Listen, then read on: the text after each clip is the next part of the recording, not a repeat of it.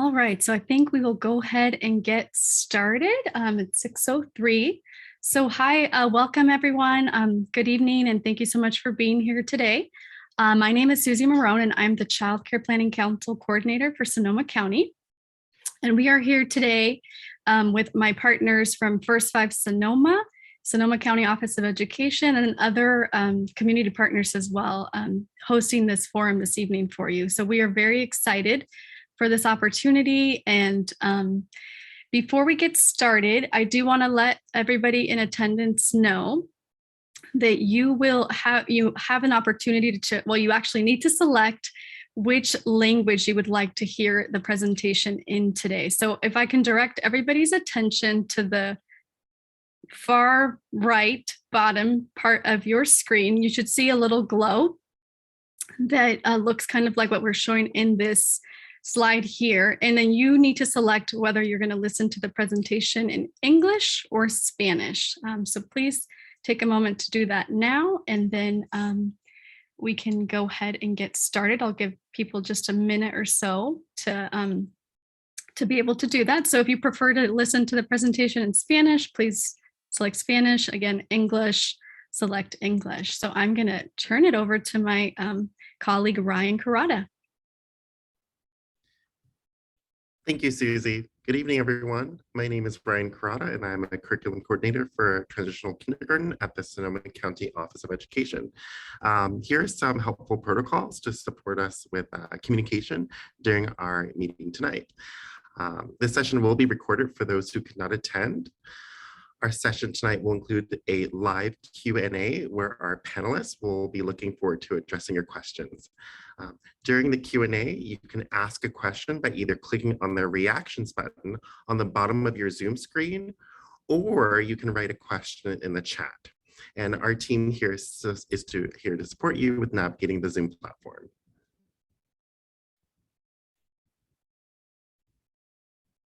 So we are living in a very exciting time in early childhood. Research shows that early learning and care truly matters. It's proven that quality early learning and care experiences have significant positive impacts on children's brain development and school readiness, as well as social and emotional development. Universal Prekindergarten, or UPK, builds on this research to offer quality learning and care programs for all 4-year-olds. So this image is quite striking. As we think about our why and our focus on Universal Prekindergarten, keep this important research fact in mind. 90% of a child's brain development happens before the age of 5. This research truly illustrates the need for all young children to have the opportunity to experience quality programs the year before kindergarten.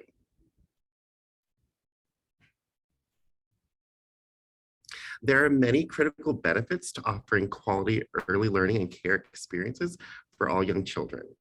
Some areas include our mental health. As we know, trauma impedes the brain's ability to absorb and process information. So having safe, comfortable early learning care environments does really support with a child's mental health. Also, socioeconomic factors. When schools help to meet the needs of the family, families are able to free up time and resources to support children's academic development, as well as social and emotional development as well. Early learning, so students who attend a high quality full day early learning program are 40% more likely to read at grade level, and as well as physical well-being. So children's basic needs, food, housing, how they're nurtured, must be met before they can engage in rich and meaningful learning.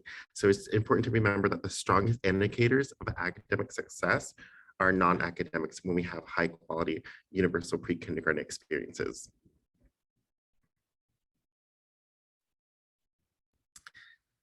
So the state of California is making significant investments to support this idea of whole child and whole family when we think about universal pre-kindergarten. So in addition to increased funding to expand early learning and care options as part of universal pre-kindergarten, the state has also increased funding for expanded learning opportunities programming, which we will address shortly in the presentation, as well as universal meals and services that support children's behavioral and mental health. And all of these services are designed to meet the needs of all children and families. Our team has created a family guide to universal pre-kindergarten so that you can make informed and confident choices regarding the best option for your 4-year-old. This document is currently being translated and will be distributed as soon as it's complete. You will have the opportunity to hear more about the different universal pre-kindergarten programs from our panelists tonight. So as a family, it can be helpful to think about universal pre-kindergarten as having your very own ice cream cone. You have many different programs or flavors to select from that best meets your family's and child's needs. So universal pre-kindergarten is a mixed delivery system of options that provides every 4-year-old access to quality programs the year before kindergarten. That again meets the needs of all children and families. And these options or flavors include transitional kindergarten, known as TK, which is the first year of a 2-year kindergarten program that school districts operate. We also have California State Preschool Program, CSPP, which is a state subsidized early learning program with some eligibility requirements. There are also a variety of early learning and care programs, such as Head Start, which is a federally subsidized early learning program with some eligibility requirements. We also have general childcare, family childcare, and private providers. Lastly, at the top of the ice cream cone, and this is in no order, lastly, the Expanded Learning Opportunities Program, which includes before and after school opportunities in order to provide families with access to full day programming for 4-year-olds. So this is, again, a mixed delivery universal pre-kindergarten system of options that you can choose from that best meets the needs of your family and child. Just very quickly, the big picture of universal pre-kindergarten. It's helpful to think about these 3 big components. So there's TK, known as transitional kindergarten. It is a program within this mixed delivery system for achieving universal pre-kindergarten. It is the only program, TK, that must serve any 4-year-old child that wants to enroll by 2025-26. So that's one component of UPK, but it's not the only. And then we have universal pre-kindergarten as a whole, which again includes TK. Also, you might hear universal transitional kindergarten, California State Preschool Program, Head Start, private providers, and more options as well. So again, this mixed delivery system provides every 4-year-old access to high quality learning the year before kindergarten. And lastly, this bigger idea is P3, also known as preschool through 3rd grade, which connects universal pre-kindergarten with kindergarten, 1st, 2nd, and 3rd grade. So you're really thinking about the strategy, the developmentally informed strategies and best practices that are used with our youngest learners, preschool, TK, and kindergarten, that they're extended into the early primary grades, early elementary. And now we would like to welcome our moderator for this evening. I am pleased to introduce Angie DeLone Shore with First 5 Sonoma County.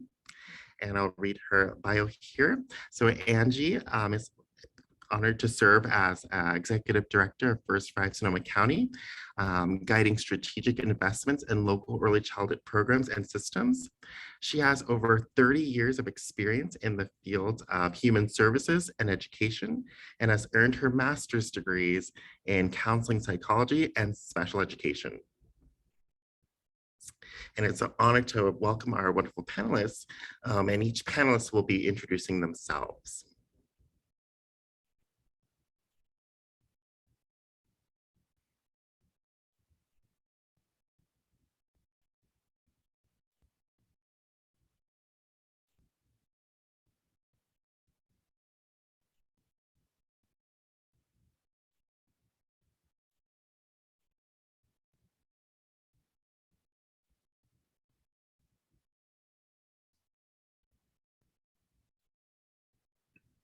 So at this time, I'd like to welcome our panelists to be a part of the introduction. So if we can start with Melanie Dotson. Hi. So as you can see, the slide in front of you is really about our child care resource and referral agencies. So we'll get into the panel in just a second. My name is Melanie Dodson. I'm the Executive Director for the Community Child Care Council of Sonoma County, better known in our community as 4Cs. And so Soledad and I are going to talk a little bit about the services that are provided to all parents, regardless of income, that both 4Cs and River to Coast Children's Services offers to parents who are looking for a UPK program, for an early care and education program. We use lots of terms to explain these different programs, but if you are looking for childcare, if you're looking for a place for your child to go for birth to 5 services, early care and education, transitional kindergarten, if you're looking for an after-school program, both 4Cs and River to Coast are your local state-funded child care resource and referral agency. That means that you can give us a call. Our numbers are on the screen, on the slide, or you can go on our websites and you can say, I'm a parent, I live in Petaluma, I have a 2-year-old, what kind of programs do you have available for me? We have the list of all licensed programs and all programs in the community that serve our children in early education and in child care programs, and we can send you a list of programs that match you and your family's needs. If you go to our website, you'll see all the different types of care, licensed family child care, for-profit center-based programs, Reggio style, La Petite, all the different types of programs that you can imagine for preschool, for aftercare. We have those in our database for you to find, and we will help connect you with those, the ones that best meet your needs. We also, as resource and referrals, can connect families who may need support paying for that care. So when you call us or you send an application in for what's called the child care eligibility list, your family can be placed on a list. So when there are dollars available from the state, from the Department of Education or Department of Social Services, that we can support paying for those slots for childcare. There's not always money available, but it's always good to get on that list if you think you might need help paying for a preschool slot or an infant slot for your child or family. We also connect families to what both the state-funded preschool system, the California State Preschool Program, 4Cs run some of those programs, and on the panel, I'll talk about those later. We also connect parents to Head Start programs. So basically, the R&R is a free service to you. Any questions you have around childcare and early education, our team at 4Cs can help. We also will make sure you have other resources and connections to your school districts if you need to find out which school districts you're part of. So really, it's a great place to start when you're looking for care. And I'll let Soledad take it from there.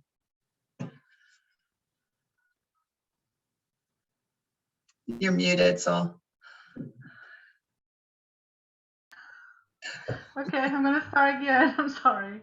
My name is Soledad Figueroa, and I'm the Executive Director for River to Coast Children's Services, or more known as an RCCS. And as Melanie mentioned, we are one of the R&Rs, or Resource and Referral Agencies here in Sonoma County, among with 4Cs. And as an R&R agency, we support parents or guardians trying to choose childcare. We know it's one of the most important decisions family make.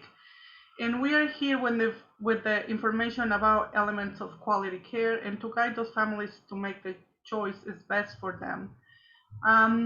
As RCCS not only provide information for families regarding child care or in another community services, but as an R&R, we, as Melanie mentioned already, we have a comprehensive database of child care providers, including licensed family child care homes, child care centers, and all the settings.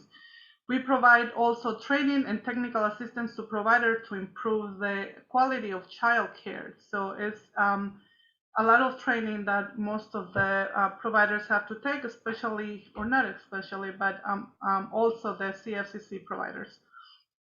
And also we educate local community leaders to understand childcare issues and to plan effectively for to address childcare needs. And in regards of funding, we hold two funding contracts, which is the family childcare home and also the alternative program. So the children in our programs or enrolled children in our programs are from 0 to 13 years old, and the access to subsidies, to access these subsidies, you need to be income eligible and also have a need with the state. But if you call any of the resource and referrals agencies, we can provide you with all this information. So the options that we have for families with 3 or 4 year olds are basically all the options as long as the family is eligible for funding. Families could choose family child care home center, a preschool, a family member or neighbor or a friend. So in any case, if you're trying to find a child care provider, please visit, or we recommend that you visit different kinds of settings and all the possibilities, and also ask all the possible questions until you feel comfortable. Thank you. That's I a don't know good if there point. is anything you want to add, Melanie? Oh, I was just going to say, and if you visit our websites, we do have those lists of questions up there for you. So if you're visiting different PK sites, or if you're visiting different preschools, there's choosing childcare sections on our website. So you can access those questions. You can get on those, get to the applications through our websites, and find all the supports we just talked about.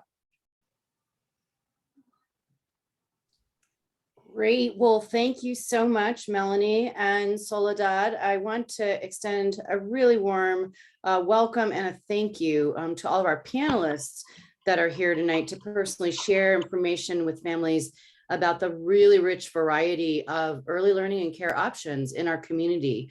So we have 6 wonderful panelists. All of them are experts in early care and education. And for the first question, I'm going to have each of you introduce yourselves first, and then paint us a picture of the type of high quality early learning programs in our county that you're representing tonight. Soledad kind of just listed a lot of those different options, and including what your own organization provides. So we'll start with Melanie. We just heard from Melanie on the last piece around resource and referral agency. So she's going to put on a different hat to respond to the panel question. Go ahead, Melanie. Great, thanks, Angie. Yeah, so now my hat is as a direct service provider of the California State Preschool Program. These come from the California Department of Education to our community. 4Cs is one of many providers who provide CSPP services in our community. CSPP is the acronym for California State Preschool Program. So our programs, I'm going to be specifically talking about the 13 preschools that 4Cs runs across Sonoma County, all the way in Sonoma Valley, in Petaluma, in Santa Rosa, up in Cloverdale. So our programs are very much constructivist play-based programs where children are engaged in play, and that is exactly how we know that they learn. They're learning through play all the time. Our teachers are guiding our children in those opportunities through all sorts of fun activities that bring in all the academics that they need to know, the counting, the math, the social emotional, the English language and Spanish language development. Our classrooms are all bilingual in English and Spanish, and we have support for other languages as needed. We very much follow the California State Preschool Foundation framework. I'll use the right words. And so our curriculum is developed based on the passion of our children and our families that are enrolled. So we're looking at, if there's really a lot of interest in bugs, we're going to focus a lot on bugs, and we're bringing books in about bugs in English and Spanish. And then we're going to have the sand toys that'll have the bug, so we incorporate all this wonderful learning through children's interests. Our programs serve between 24 students in a classroom to up to 40 children in a classroom, full day, full year. And we really see We want to come from a strength-based approach with our children and our parents. And so it's really a partnership between the site supervisor, our teaching teams, and the parents and families who are enrolled in our programs. Families in our programs also are income eligible. We do have some tuition slots, but many of our families are preschool is completely free to them, or small fees based on the size of their family and their eligibility. A family of 4 can make around $89,000 and qualify for free or reduced cost preschool in the 4Cs preschool programs. We also do a full meal program in our program. So we're serving in our full day programs, we serve breakfast, we serve lunch. We also have an afternoon snack. And of course, we incorporate nap time for our littles. So it's really important, especially when they're with us for a full day. So I'll stop there. I know we have a lot of panelists. Wonderful. Thanks, Melanie. And we'll pass it to Megan. Good evening. My name is Megan, and I am a family child care provider. I'm also a longtime mentor to early childhood students who are looking into going into the teaching profession, as well as other family child care providers. I'm also the past president of the Sonoma County Child Care Association. We were a nonprofit that supported family child care providers in Sonoma County for many, many years. I'm proud to say that this is my 30th year doing in-home care. My particular program is in Roanoke Park. We offer a play-based inclusive preschool program for children 2 to 5.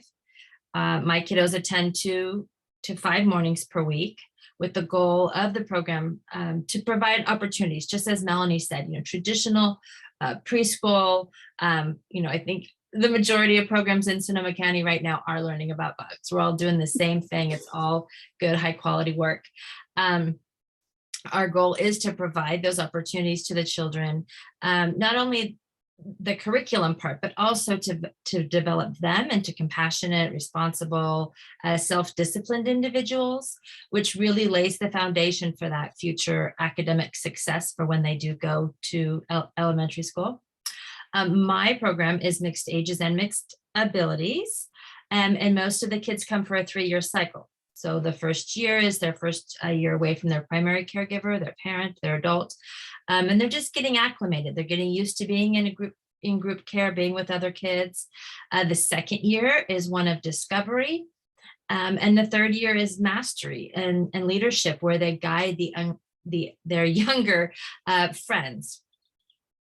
So that's my program, but also looking at family child care in general in Sonoma County, there's a wide variety of philosophies as well as program structures. So the philosophies are the same as you would see in traditional preschool centers like Montessori, Reggio, Waldorf. Some providers have a primary language like Spanish or French. I would say majority of our programs are play-based, and they are grounded in really good ECE practices. We also have some new outdoor forest preschools, which are licensed as family child care. And then again, we also offer different program structures, which are typically based on ages. So you might have an infant only program, mixed ages all the way from newborn to school age. So a family might really want their youngest to be at the same program with their oldest. Some programs just do before and after school care, or a preschool program like mine, which is just for preschool. 2 final things. One is that most family child care programs in Sonoma County do accept vouchers from 4Cs, from Sonoma Works, different programs. I know that the casino now, the Indian Health, has their own program. And so if you do get a voucher for one of those, know that family child care is always available. And then finally, meals. As Melanie said, the 4Cs does provide meals. Oftentimes, centers do not. They expect or have the parents bring the meals, but family child care, we often or almost always provide meals for the children. Fantastic. Thanks so much, Megan. Lisa Reyes from Head Start. Yes, hi. My name is Lisa Reyes, and I'm with Community Action Partnership Head Start program. Head Start is a program that takes comprehensive approach in meeting the needs of young children, also sometimes referred as serving the whole child. This can include providing a wide array of social support for children and their families, from nutrition and physical activity to connecting them with social services, providing other agencies like job training or ESL instruction. To that end, Head Start, the important thing is Head Start is governed by the federal level of the Office of Head Start, which is actually under the Department of Health and Human Services. So lots think that we're a part of education, and we are not. That is because education, we are a very important part of Head Start's education is very important part of Head Start's mission, and not only serves, we don't only serve Head Start to the community. So Head Start is a comprehensive no-cost preschool program, which is we emphasize on development of the whole child and family. So, and we do not take vouchers because we are a free program. So we're no cost program, but you do have to qualify for our program. And I'll go over that when our later questions, but to let you know about our program and our high quality program, we are play-based, developmentally appropriate, school readiness programs that support home language and English language acquisition. We serve freshly prepared breakfast and lunch daily made in our central kitchen. We are language and literacy focused. We participate in raising a reader. We have parent committee officers and committee meetings at each center. And we also have policy council at our program. So where parents can participate in. Great, thank you, Thank you. Lisa. How about Isabel? Is she there? Buenas tardes a todos. Mi nombre es Isabel Mengíbar y tengo un Family Daycare. Mi programa acepta, como decía Soledad, como decía Melanie, los voucher programs. Tengo familias privadas también.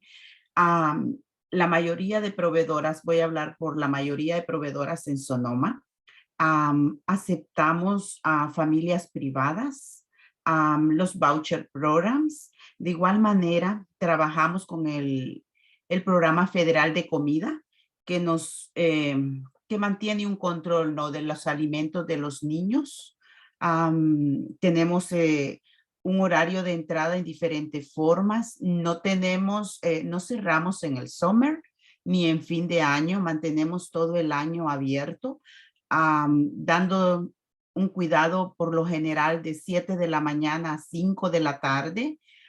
Si las familias lo requieren, siempre hay acuerdos diferentes según las necesidades. También en los Families Daycare encuentran mucha proveedora que puede cuidar niños fin de semana, siempre proporcionando una educación estándar según la necesidad del niño.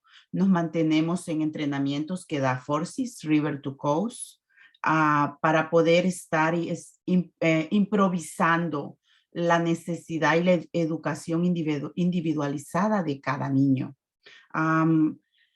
Apoyamos a las familias según sus necesidades, y algo que también funciona para muchas familias es que si no tienen trabajo, los programas como Forces y River to Coast dan oportunidad de que los padres busquen empleos y poder tener a los niños en un centro de cuidado familiar, donde por lo general son grupos pequeños, por lo que es más accesible poderle enseñar a los niños lo más importante en los primeros 5 años, el socioemocional, que ellos tengan un apego perfecto, que ellos tengan una seguridad perfecta. Entonces, por lo general, grupos pequeños son mejores para trabajar.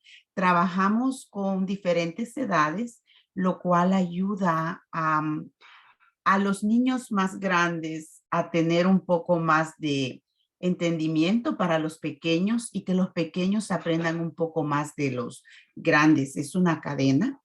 Estamos en la red, la mayoría de nosotras, aún mi persona, estamos en la red de proveedoras que mantiene Forces, que mantiene River to Coast, y por lo general hay programas como River to Coast, por decirlo así, que tenemos que mantener un estándar de calidad de daycare, donde haya una enseñanza, un currículum especial para los niños, y que no se pierda ningún punto, todo de acuerdo a la necesidad de cada niño. Todas nos mantenemos en entrenamientos continuos y apoyamos a las familias según sus necesidades y muchas veces según sus horarios.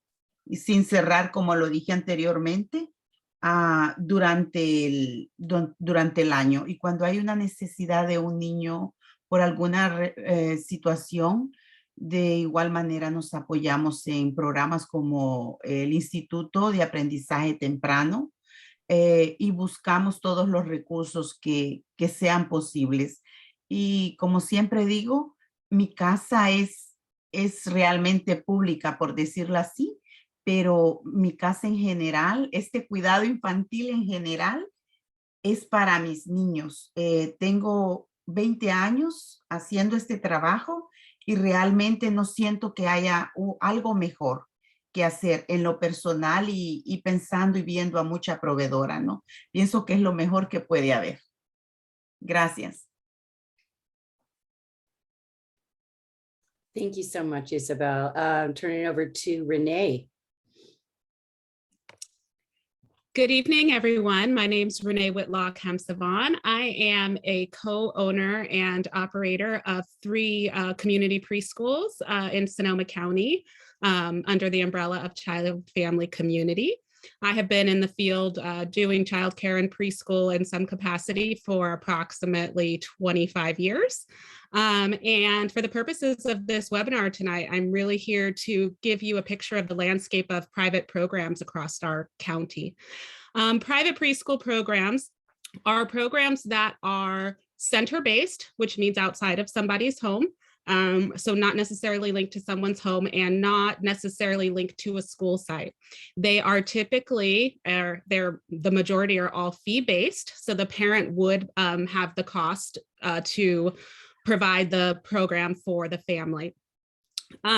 There are essentially 3 different types of private programs. There are private individually owned programs, which tend to be an operator that may own 1 or 2 or perhaps 3 centers.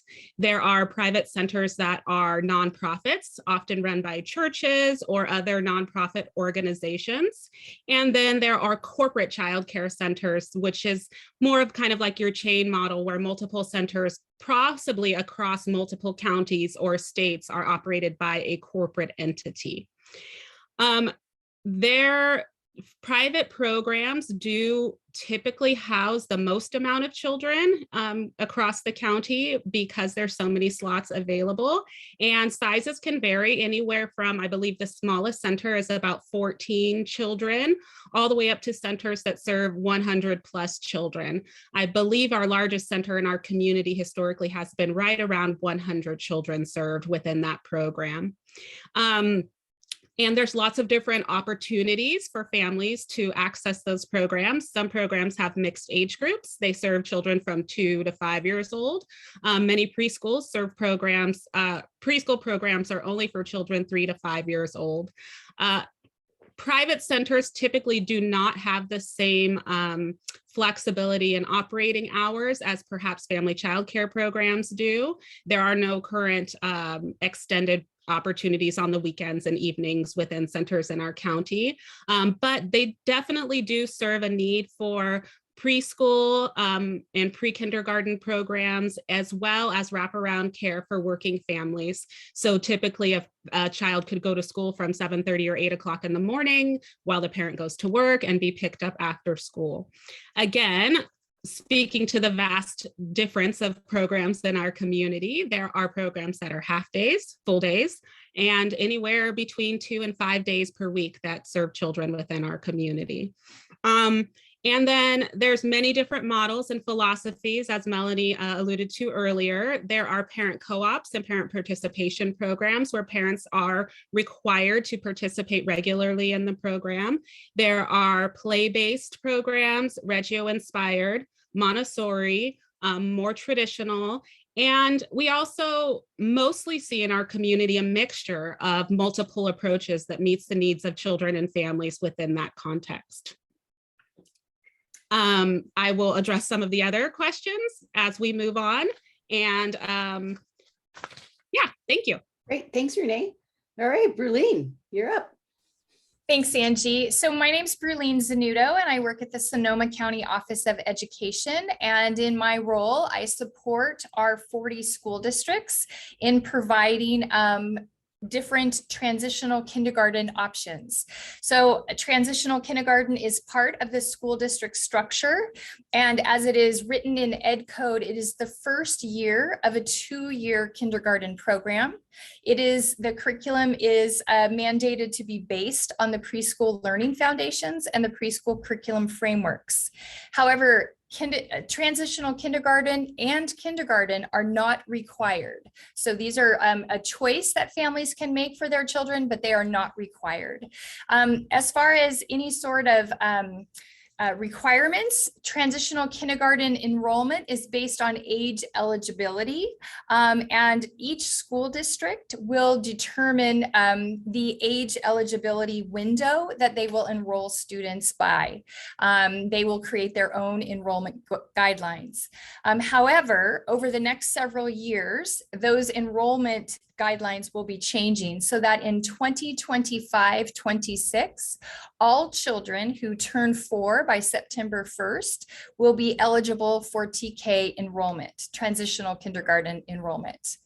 We know that research identifies high quality early learning opportunities are play-based and developmentally informed to meet the needs of all children. The thing for families to understand is that each school district and possibly each school may have a little bit of its own specific philosophy that helps to guide instruction. Much like Renee was speaking about and Melanie were talking about, there's different philosophies and there's different ways to manage classrooms.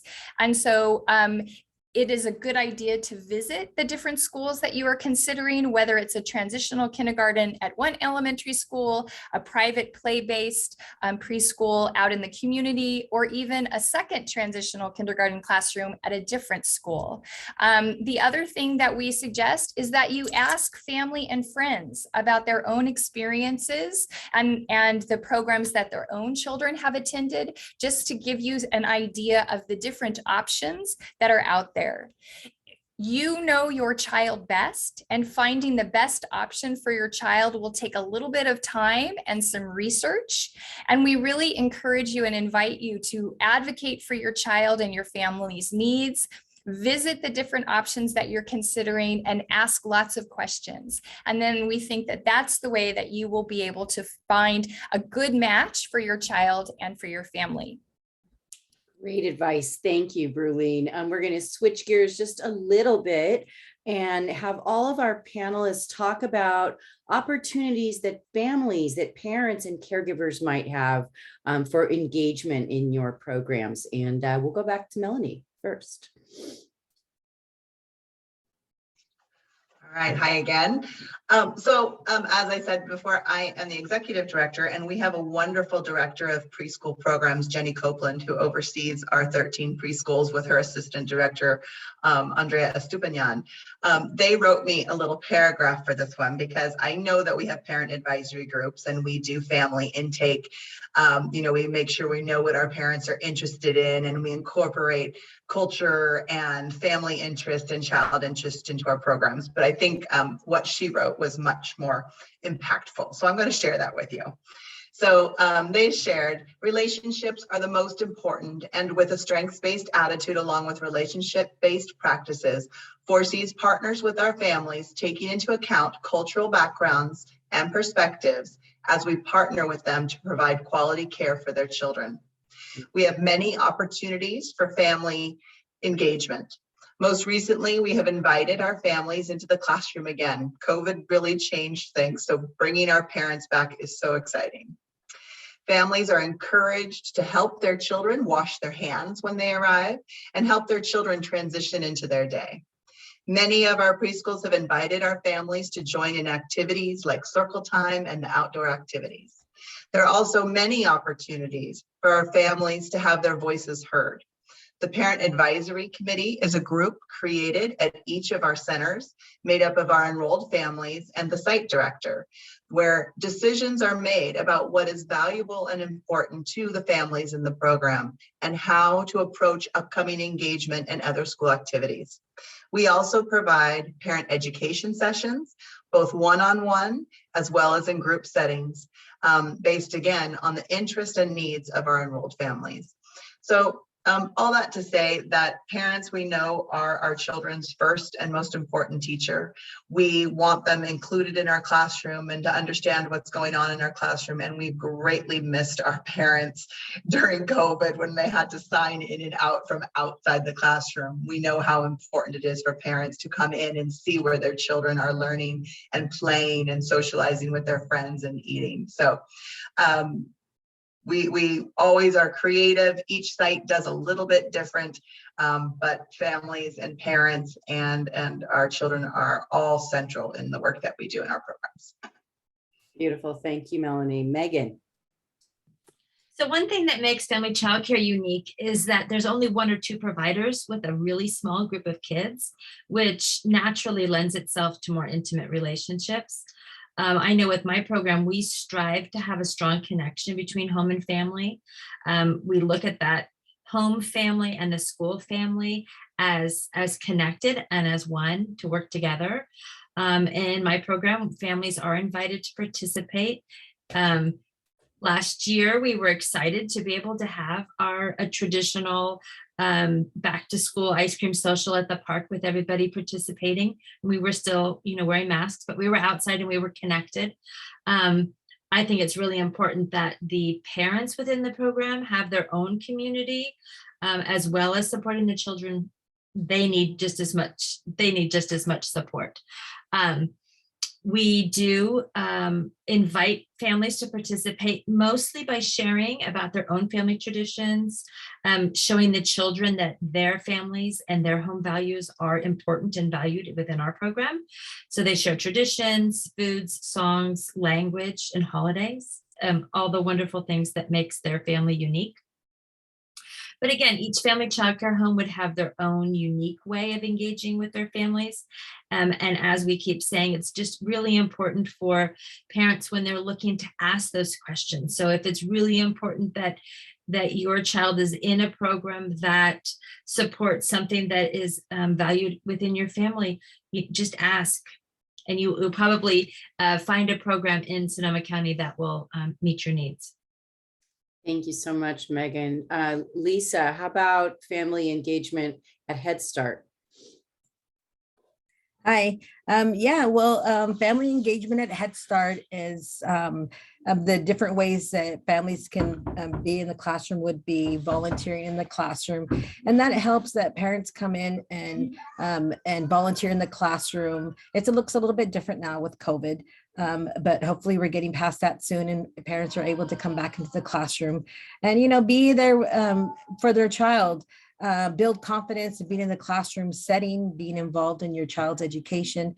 All of that helps the child in the classroom, helping your child transition, washing your hands coming in, collecting their personal items on their way out, saying goodbye to everybody. Parents, it helps parents to be more social with other parents. A lot of parents get stuck on, they say they get stuck on being at home and kid talking and not having any social life. So I would always talk to families and, give them an opportunity to share, be an adult and share, adult things and, not talk about kids, let the parents know that they're also important. Yes, I used to be in the classroom for a while. And then I went on to being a family outreach worker where I worked with the families directly. And I really loved that, where I was able to just to connect with parents and families and just help them and, be an ear for them and listen for that to what things that they had to say. They just wanted to share simple things that they don't have the time to do because they're moms. So living the mom life. And I did that too.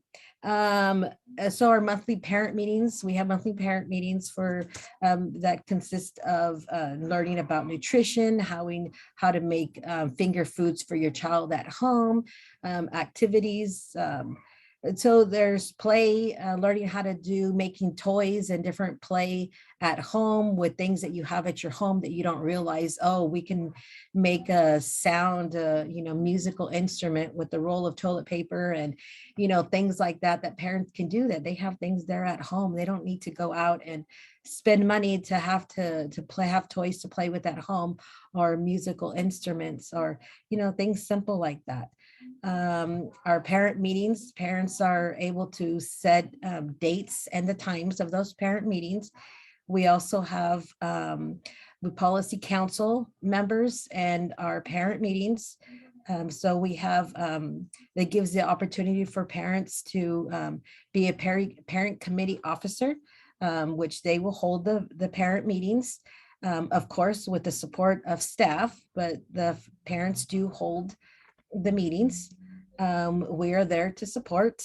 We have monthly menu planning.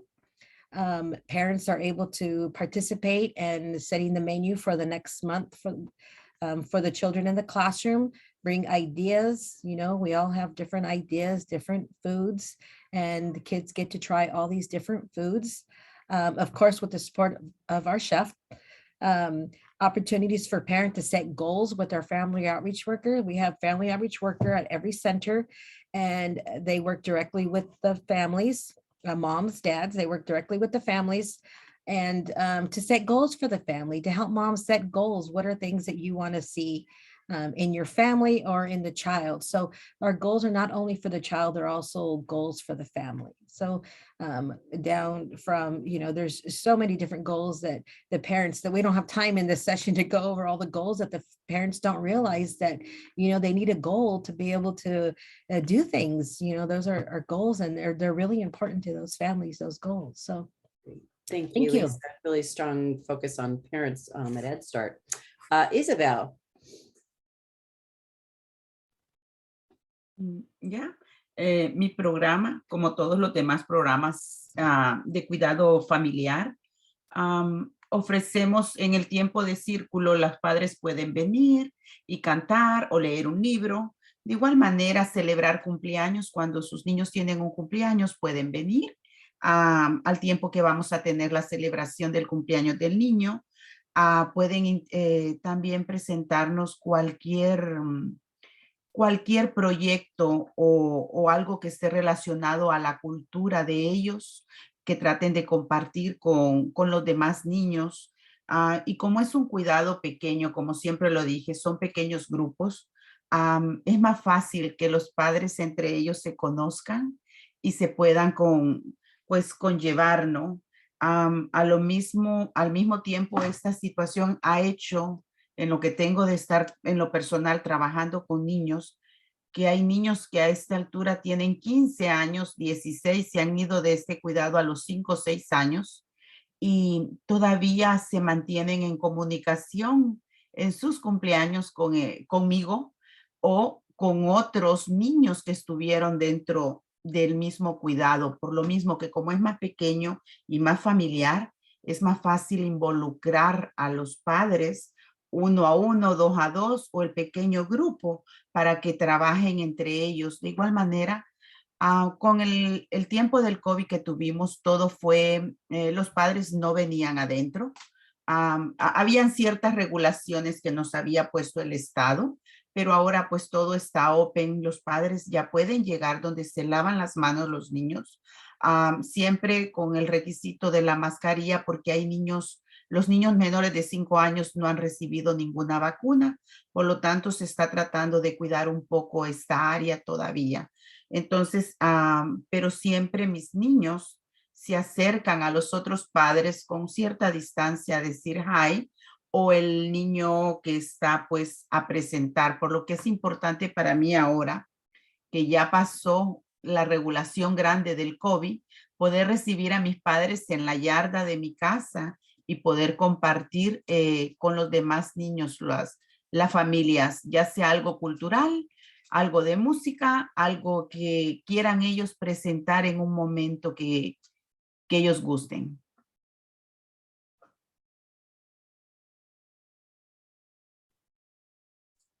Fabulous. Thank you, Isabel. Renee. Hi. So in my particular programs, I would echo a lot of the things that the previous panelists said. However, I would like to highlight that in private programs, private center-based programs, we are directed by licensing that a parent can come and enter the facility at any time. And it is important, and a lot of programs have different abilities in which they can support parents and different expectations.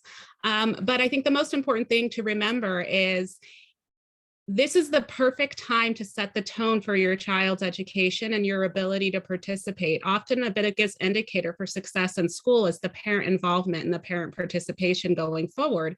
So creating space in which you can be a part of your child's childcare program, preschool, and education going forward makes a difference. We do realize that there are families that work a lot and they're not able to come to the center because it is childcare. And so we would ask that you reach out to your program and ask for other ways in which you can participate, do things at home or on the weekend or whatnot, because participation and engagement does not necessarily mean you have to come into the classroom to volunteer. And looking at a little bit of a bigger picture here is, programs, many of us private programs welcome the parents' ideas in which they can be engaged. Sometimes there are things that you need, that your family needs, that would really help support the whole school that we are not aware of or would be open to. So having parent committees, doing play dates on the weekend, creating community within the school that you are in is definitely a way to support all families in a sense of community within the program.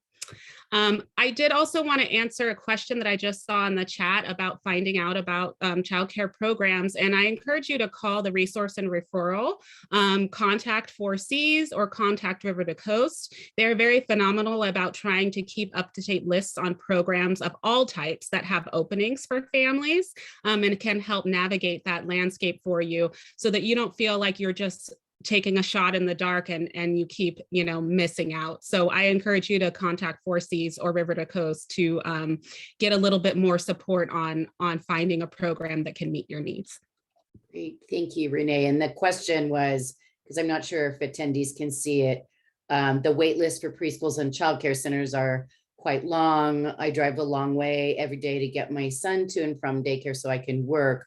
What centers and programs are now accepting new kids for enrollment for preschool or childcare now? So great shout out to the, go back to the resource and referral centers. That's what their role is, to help you navigate the system. And then to Brulene, how does TK, what are the opportunities for TK for family engagement? Thank you, Angie. Just like Renee was speaking, we in the elementary school system know that helping children be successful in school is a partnership between the families and the schools. And so there's lots of different ways that families can engage in the school community. You could volunteer in a classroom where perhaps you're working with a small group of kiddos, or maybe you're working with one child one-on-one. There might also be opportunities for you to support some sort of special project, the school garden, the maker classroom.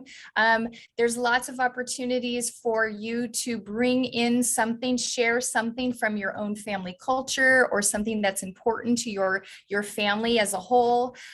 You could perhaps chaperone at a field trip. And then again, we also know that there's lots of families that they have very busy lives during the school time. They're working, they're doing other things. So there's sometimes other opportunities where they can help with, for example, some sort of activity or event that's happening on the weekends or in the evenings, or perhaps even helping to prepare materials for classrooms. The other thing that families can do is there's lots of different school-based family groups within a school community that families can engage in. For example, the ELAC and DLAC groups, which give a voice to the strengths of our dual language families. The PTO, or sometimes called the PTA, Site Council. These are all places resources for families to get involved and to have a voice and to help drive the direction of that particular school. Again, as I said before, each school district and each school may be a little bit different and may have additional opportunities for family engagement.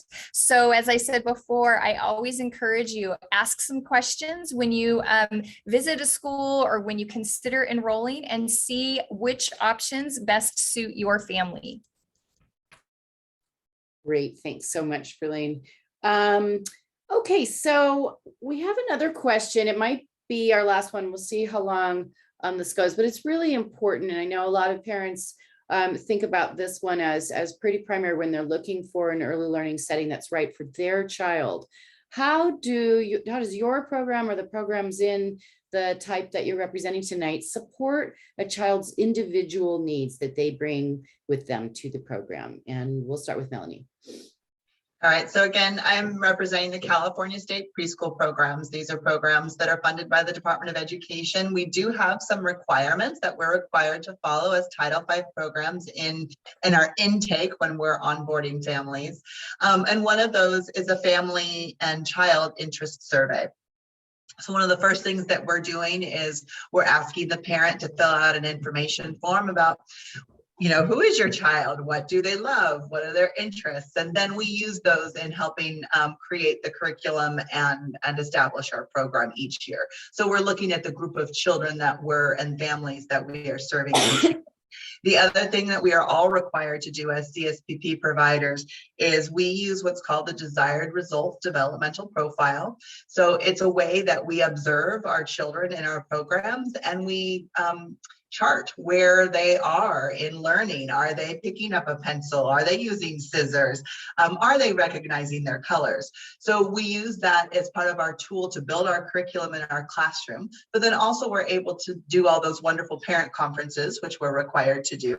So we're sitting with our parents and saying, here's what we're seeing about your child, and we're learning about your child, and here's how you can support them more at home, and here's what we're doing in the classroom to support their learning and growth.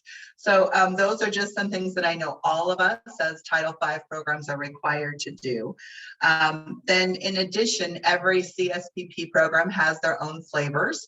And the 4Cs programs particularly are 13 sites. We focus on the teaching pyramid model, which is heavily focused in social emotional development of our children. So we are making sure that we are working with each child where they are social emotionally and how they're working with their peers and engaging, and they have a group of tools that they're using to teach children about, oh, we're having a conflict. How do we work together? And they use, which tool are you going to use? We're going to use the sharing tool, or we're going to try to choose a different activity. So all these things that are really building each individual child's strengths. And I know we've got a lot going on, but we'll stop there. But I also just would say many of the state funded preschool programs, several questions around enrollment, are enrolling now. We have time limited enrollments. We can only start a certain time before our programs start again to enroll. So we are accepting applications right now at all 13 of our preschools for fall 2022. So good to know. And I'm sure the other CSPP programs are as well. Fantastic, thank you. How about you, Megan, as far as individual needs? So family childcare homes have such a low ratio of 1 adult per 6 children that it really lends itself to being able to individualize. My program is inclusive, so any invitation to play that we might put out, or a learning opportunity would be available to be explored by a variety of ages and abilities. Also, the smaller group size supports children who might be overwhelmed in a larger center. Oftentimes, children might start out at a larger center, and parents might think that's what they need, and they soon realize that that might be too much to go from home only with mom and dad, and recently with COVID, being COVID kids, to go into a larger center might be too much. So family childcare is a nice in-between bridge between home and the elementary school. And also the fact that we are located in a home. We have more flexibility. For example, if a child is really overly tired, it could be 8:30 in the morning, but if they need to take a rest, there's probably a space for them to be able to take a rest. And one thing I do want to clarify are the terms for licensed family childcare in California. So we are licensed by the same licensing that licenses centers. We have two different types of family childcare homes. We're called large or small. A small family childcare home is licensed for 6 or 8, so 6 children under the age of kindergarten, or you can have 2 additional children, child number 7 and child number 8, if they are enrolled and attending kindergarten. And then a large family childcare home license is for 12 children, if all of those children are under kindergarten age, or 14 if 2 of those children are enrolled and attending kindergarten or early elementary.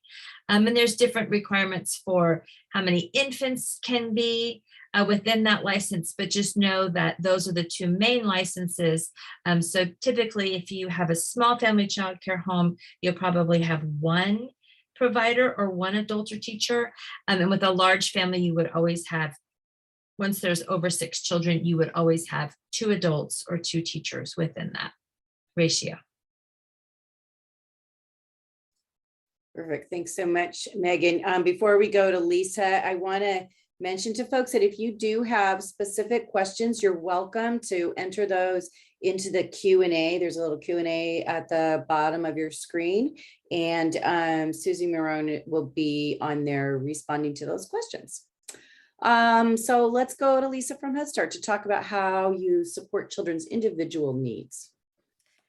So Head Start serves children's individual needs by assessment, data collected and reviewed, which is reviewed 3 times a year. This is shared with parents and used to individualize curriculum in the classroom. Children with diagnosed disabilities are fully included into the classrooms. IEP goals are individually supported as well through collaboration with the district special education teams. Social services, nutritional and developmental needs are also supported through coordinated and integrated services. Most importantly, I feel is through hugs the teachers give the children in the classroom, meet the child at their eye levels to actively listen to what the child's words they're saying. At that age, they sometimes have difficulty expressing themselves. So teachers come down to the child's eye level and, let's actively listen, repeat what the child is saying, and, help support the child in communicating their needs to other children or staff members in the classroom. Great. Thank you. Thanks so much. How about you, Isabel?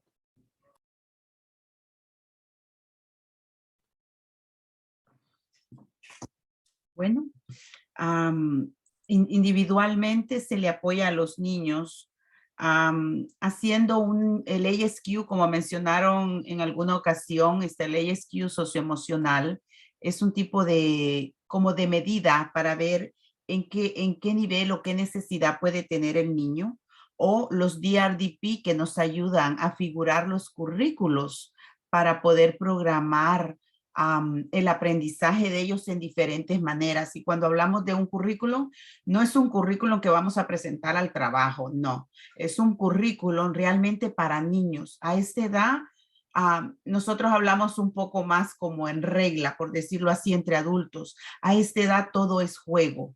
Entonces, para que un niño aprenda, se ocupan estas herramientas que mencioné anteriormente, en mi cuidado y en otros cuidados familiares, y tratamos de que esta herramienta nos ayude a ver de qué manera les ponemos el material adecuado para el aprendizaje de los niños. Por ejemplo, cuando tienen su sensor motriz es más sensible, se trabaja con más material sensorial para ellos, en el cual, por ejemplo, una bucket con arena y números o letras o animales o bloques, algo que el niño le interese contar. Si estamos en el área del agua, de igual manera, poderles poner peces con cañas de pescar para que los niños puedan contar, ver colores. Ese es por poner un tema en específico, ¿no? Entonces, poniendo necesidades de los niños, cada uno de ellos va a ser individual y es lo más perfecto que hay. que son individuos y que podemos trabajar todas las que estamos aquí de acuerdo a la necesidad del niño y lo que el padre requiere. Entonces, en especial, yo me baso generalmente, ¿no?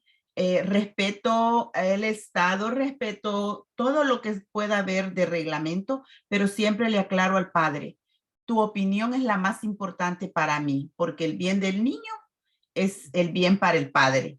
Un niño feliz es un padre feliz. Entonces, todo lo que sea especial e individualizado para cada niño, para mí es perfecto. Lovely, thank you. Renee, how about you as far as individual needs? So I'll just speak to my experience in our programs and say that many of the programs in the community use most of the tools that have been already addressed here. But ours is a little bit alternative, and I know there's other programs that do this similarly, is that we have a few areas in which we can individualize. And first of all, we realize that what's good for one in the classroom is supportive of all the rest of the children. So if there's a need that one child has, then we can shift and support the classroom within the context of that child. We do offer home visits. So every child that starts school has home visiting, and we do a primary care model where that child has a particular teacher that is in charge of really looking at that child closely and doing portfolios. In our programs, we don't do specific assessments because we really rely on a team of educators within the classroom that are child development experts that really have a strong foundation in knowing what is what is normal and typical and expected in that range for a child of that age group. And so then if something comes up, they typically will recognize it. And then that's when we can bring in an assessment or look for an outside person to come and be a separate set of eyes on this child and really help support the child and family to see if there truly is a challenge. And we work in progress. So rather than looking at a specific developmental action at a specific age, we look at a child comes in with this particular set of skills, with this particular way of being, and showing that they're making progress within the context of our program is the most important. The reality is and most of us are really providing high quality programs, what you're doing isn't necessarily going to change based upon a child that may be a little bit differently abled. Those are things that we all should be doing anyways. And there are experts that can help identify other areas that need a little bit of additional support. And as children move into elementary school, sometimes there are areas that are more defined where there is more support at the school system to help move children along. And then also having a really strong homeschool and family connection so that we can understand how this family is, their cultural context, and really be able to understand who the child is and where they're going. Great, thanks so much, Renee. Berlin, how about for transitional kindergarten? How are individual needs addressed? Thank you. So part of the enrollment process at an elementary school, the paperwork that you fill out, the materials that you bring in, all of that gives information to both the school and the classroom teacher. So that way they can gain an understanding of the individual needs of the child. Both state and federal laws require schools to support dual language learners, as well as students with special needs, including speech concerns. There will be things like adaptive equipment, adaptive technology. There might be para-educators to support those children. I do want to stress, though, that if your child is a child that has some additional needs, as some of the different people here were speaking about, and they do have an IEP, they do not need to be in a TK classroom to receive services. They can be in the other early learning and care environments that you have chosen, and then the school district will still support your child.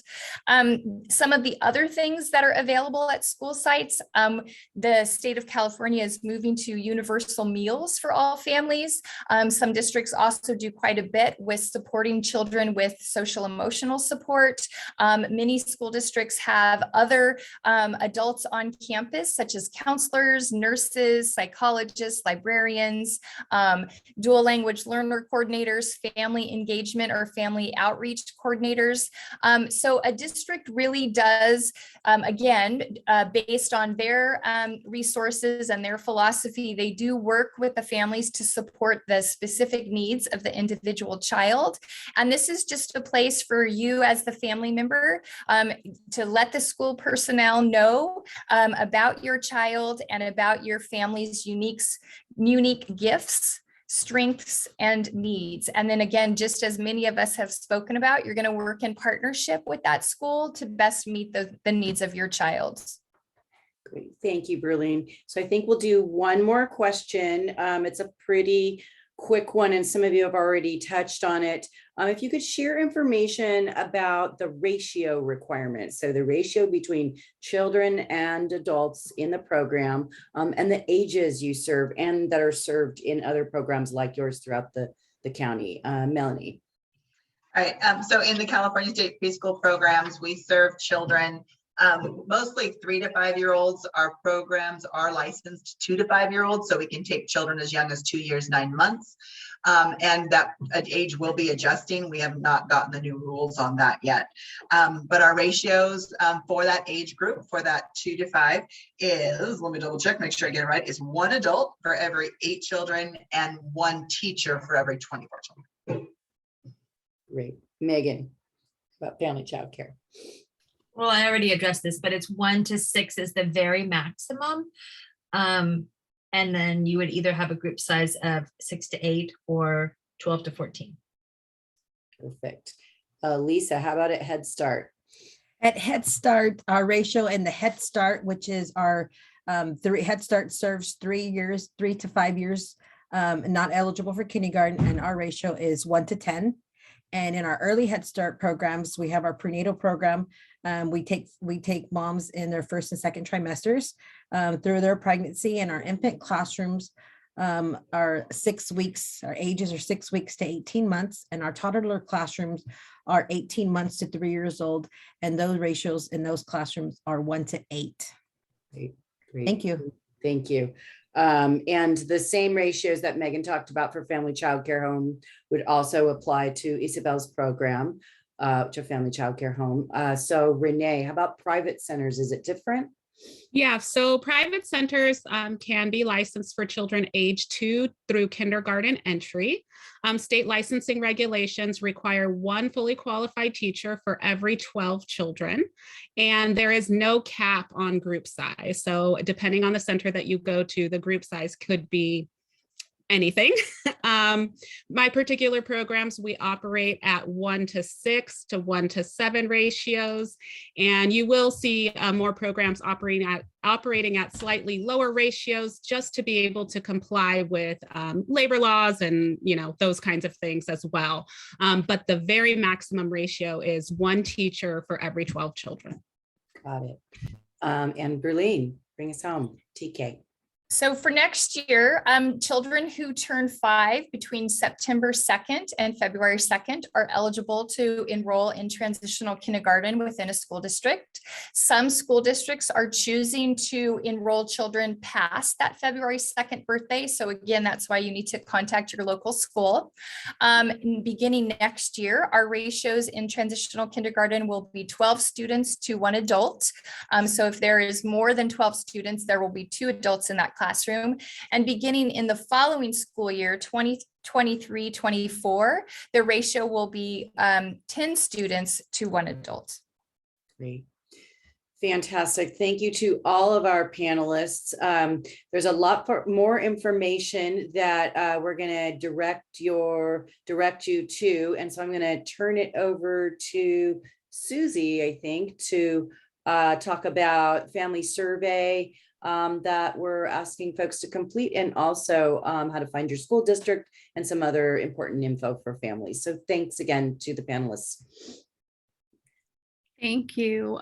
So yes, we have a family survey that we're hoping families would take the time to complete for us tonight.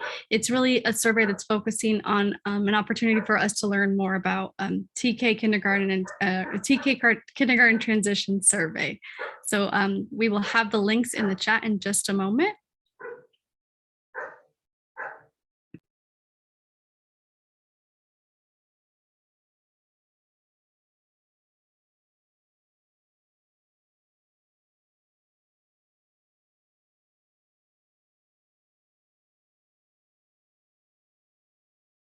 And we'll just give families maybe 1 or 2 minutes to take the time to complete the survey. We're really hoping to get as much participation as possible tonight. Just an opportunity for us to be able to get your feedback.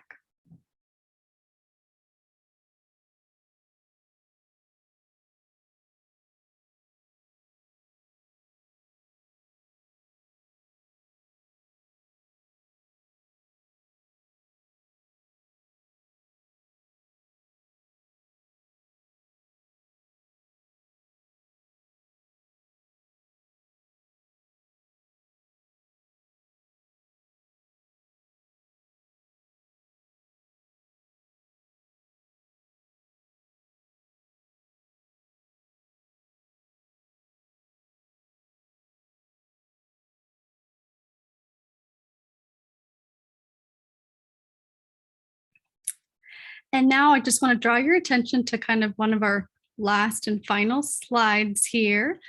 We are really wanting to share another resource for families to be able to learn more about how to find their school district. That's a question that often comes up. And so we'll be doing the same thing here, just dropping the links in the chat for you to be able to you put in your street address, street number, and then you will be able to learn what district you belong to, and then be able to get more information about how to connect with the district and potentially enroll your child in a district. So those links, I believe, are in the chat. Yes, thank you so much, Erica. So if you have, I think we can advance to the next slide. And so we just really want to thank everyone for being here today. I really would like to take this time to thank Angie Dillon Shore, Ryan Carrata, Berlin Zanudo, all of our wonderful panelists representing the different early learning programs that were showcased tonight here. So thank you so much, everyone, for being here.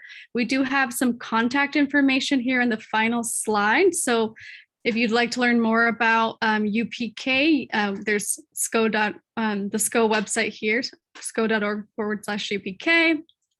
We've got our Child Care Planning Council contact information. And then, of course, our wonderful resource and referral organizations that really can be a strong support as we think about families and supporting young children as we're looking for options for our children. So thank you so much for being here tonight, and we will stay in touch. Take care.